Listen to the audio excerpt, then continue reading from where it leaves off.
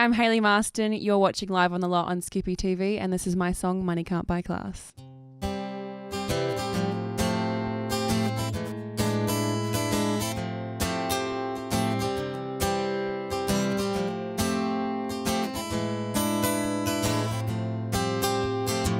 The glass house you're living in must have set you back, and the rocks you throw come with a big price tag. You say I can't pull up what you got, honey. It's 'cause I'm everything you're not. So you can keep your diamonds and pearls. I'm good with boots and curls. I don't need a designer bag to prove my worth, and I'm glad. So go on and run your mouth and just bag me out. But honey, money can't buy class.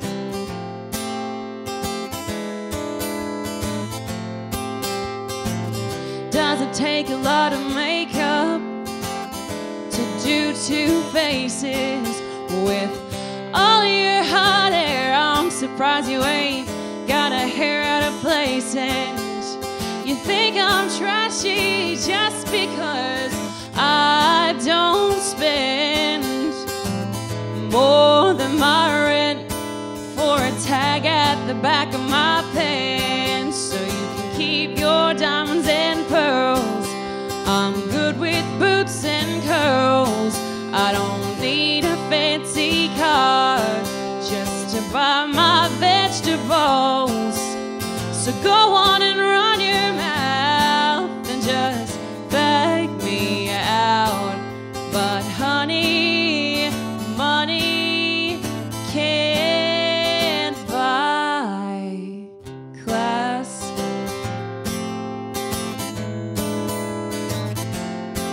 'Cause my mama taught me when she raised me right. I guess yours didn't learn ya, so maybe this might. If you ain't got nothing nice to say, you ain't gotta say a word. I hear that's what ladies do, so if you're so classy, maybe you should too. But you can keep your platinum and gold, 'cause good sense doesn't get old. I hope you're happy with all your things and that dash of silicone.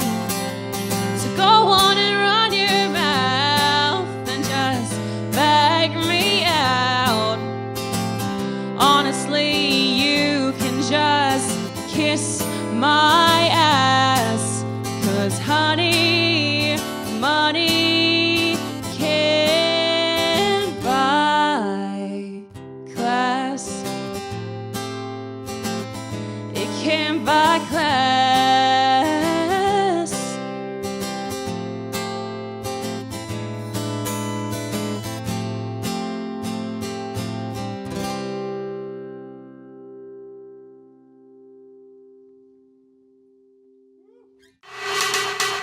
Hi, I'm Hayley Marsten. This is Live on the Lot at Skippy TV, and this is my song, Coming Home.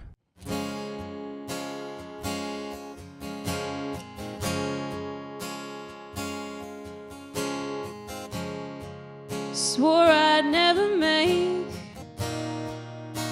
my mother's mistakes, trusting the wrong man. Love and cliches go hand in hand. Might have found me one good chance. He says I'm like coming home, but I remember home was my father fighting, and I remember home boxing up an old life, and I remember crying on my birthday, holding it together, this broken life. there's no way that love's like coming home. Coming home, my mother coming home, when there'd been another woman in our house. Lies and marriage go hand in hand. Might have been too young to understand, but I was not too young to know. And I remember home was my mother crying, and I remember home splitting up their assets. I remember lying on my birthday, holding it together, this broken life they left and made. No, there's no way that love's like coming home. The ghost of who we were echo up the staircase. The skeletons in the closet that you left behind, like me.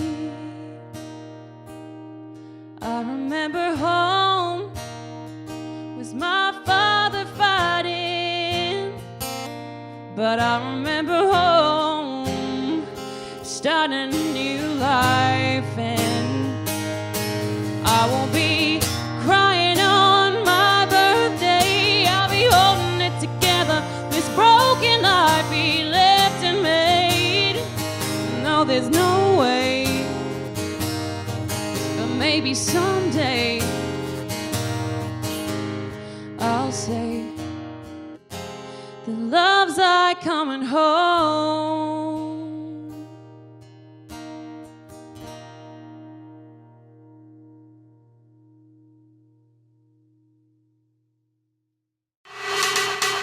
Hayley Marsten, welcome to Live on the Lot. Thank you. Thanks for having me. Pleasure. Thank you for playing Money Can't Buy Class and Coming Home. Yeah. Sounding amazing. Thank you. Yeah. So Money Can't Buy Class is the next track off the EP? Yeah, it's the next single to come off Lonestar. So we just shot some videos for it up in my hometown of Gladstone. So it's going to be, they're very, very special videos. Okay. So. And why did you want to go back to Gladstone to film them? Well, Gladstone is my hometown, obviously, and it's been such a great source of support for me over the whole of my career, really. And I was lucky enough to get a Regional Arts Development Fund grant from the council to actually come up and film it there in Gladstone, and use a lot of the artistic community that is blossoming there, and include some actors. And I also included a lot of my fans or supporters, it feels weird to say fans, who live up there in Gladstone. So it was such a fun experience, and also to be on my home turf to do it. It was quite a personal experience. Definitely. I mean, Money Can't Buy Class is a very fun song and very sassy, so we got to really play around with that and do whatever we wanted. And then conversely, Coming Home is quite an emotional and personal song. So I think to be able to film that song, especially in Gladstone, I actually filmed it in my grandparents' house, so the house my mum grew up in. It was very, very special and very personal to be able to have that touch. And people might not realise that, but I do, and I think that makes it a little bit more emotional and special to when it comes out. It'll make sense, I'm sure. Yeah, wow, wonderful. And I read somewhere that you had a school teacher in the video. Yes. And that they had quite a big influence on you growing up. Yeah, so my drama teacher from high school, Mrs. Peter, she was in the Coming Home video. She played the mum in the Coming Home video, and she was a huge influence on me when I was in high school. I was very shy starting out, and I liked music. Really? I know, it's strange, but it was a whole thing. But yeah, I was very, very shy, and I didn't want to be on stage. I mean, I wanted to be on stage, I just didn't have the confidence to get up there. So is that what got you into music? Did you sort of you'd go home of an afternoon and sort of... Yeah, I think it was actually the year that my parents got divorced that everything sort of turned around for me. That'll funnily enough. That one. Yep, trauma. I can vouch for that. No, everything's fine. I'm fine, guys. But yeah, so that year I auditioned for the combined skills musical we had in Gladstone, and I learnt how to play guitar. Taylor Swift's album Fearless came out that year as well. Wow. So it was all very... Some bathroom covers would have been going on. Oh, I was very into it. I would print out the lyrics and put it on the shower screen because I wasn't there to mess around. Hip hop left and right. Yeah, it wasn't just like wing it in the shower. It was a rehearsal. But yeah, Mrs. Pitt was always very encouraging and really supportive of me because I was doing acting as well at the time, and I ended up being Princess Jasmine in the final musical we did of Aladdin, which was pretty much the highlight of my life. And you've done a bit of gender bending in your acting career as well. How did you find that? Google. Yeah, my first role was that combined skills musical that I auditioned for was in Oliver. And because I was really tall, they're like, you can be a man. I'm like, thanks, my self-esteem is sky high. So yeah, I was a man in Oliver. It was You would never look back. No, it was the first and last time I played a man, but you know, who knows? Who knows what the future will bring? Maybe I'll reprise my role of man with hat in Oliver. So talking about mentors, Bill Chambers produced your first album. Yes. What was that experience like working with someone like Bill at such an important stage in your career when you're putting your first work out to the public? It was amazing. Bill and I actually met near my hometown, like literally in the middle of nowhere, about 40 minutes west, I don't even know. It was out in the bush somewhere, and I was out there playing at a festival. He was the headliner, and I played some Loretta Lynn songs. We got to talking about how much we love Loretta. And then he said, you know, if you'd ever want to record, I'd love to produce it. And I just thought he was being nice because why would anyone offer to do that? But we exchanged phone numbers. He's like, hey, listen, like if you're still keen, I definitely would love to work with you. And so we recorded at the end of 2014. And it was such an amazing experience. Like it was my first time recording in a studio. Did you finish school yet? I was old. Yeah. I mean, I wasn't old. I think I was... There's older people around here. I think I was about 18 or 19 at this point in time.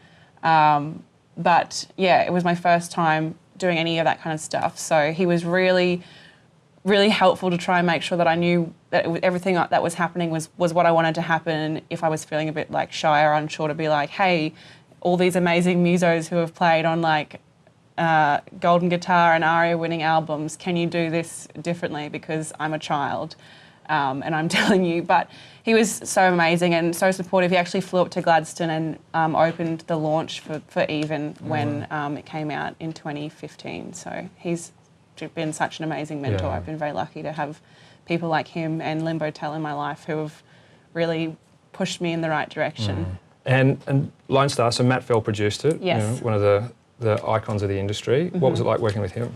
Amazing. Honestly, I went in there kind of like thinking, because I went by myself when I went to record Even, my mum came with me, and my mum and I have a very Gilmore Girls-esque relationship. So I was there by myself, which was fine because I'm a grown-up. But I sort of went in thinking, okay, like if something's happening that I don't like, I'm just going to stand up and say it. And I was like ready to do it. I wasn't going to be like cranky or anything, but I literally had to say nothing because Matt just like, I think everyone who works with Matt has the same sort of reaction. He just knows where it needs to go, and like everything he was doing was exactly what I wanted to happen to the songs without even knowing that's what I wanted to happen to them. Like he didn't need to turn into Juliet Barnes. No. No, he is such an amazing producer. Like he's like a wizard or something. He did such a great job, and I'm so proud of the record that he produced. And so last night you were out on the hustings with Anna Georgia. Yes. Okay. And so what's coming up next? We have a show in Tumut tomorrow night, and then we have shows next week in Brisbane and Gladstone, and that's the first run of our Broken single tour. And then we're going to hopefully be doing some more shows later in the year as well. Okay. And so to find out more information about where you're playing and to grab tickets, where does everyone go? You can go to hayleymarsten.com and find all of the stuff.